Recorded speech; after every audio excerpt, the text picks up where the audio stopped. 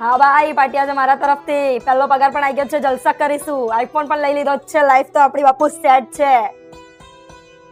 બેટા, તારા પપ્પાની દવાઓ પૂરી થઈ ગઈ છે અને ચશ્મા પણ તૂટી ગયા છે. જો થોડા પૈસા મળી જાય તો. માં, અત્યારે તો પગાર આવ્યો છે, મારે કેટલા ખર્ચા છે તને ખબર તો છે જ. પપ્પાને કહો થોડુંક એડજસ્ટ કરે, આવતા મહિને જઈશું. હંમેશા પૈસા પૈસા. અરે મમ્મી, મારી પર્સનલ ઓફિસની ફાઇલ નથી મળતી, ક્યાં પડી છે?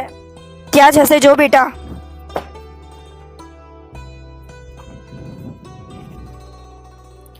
આ તો મારી કોલેજની છેલ્લા વર્ષની ફીની રસીદ છે. એ વખતે પપ્પાએ પોતાની એફડી તોડાવી હતી અને પોતાની બાઇક પણ વેચી દીધી હતી, જેથી હું શહેરમાં ભણી શકું.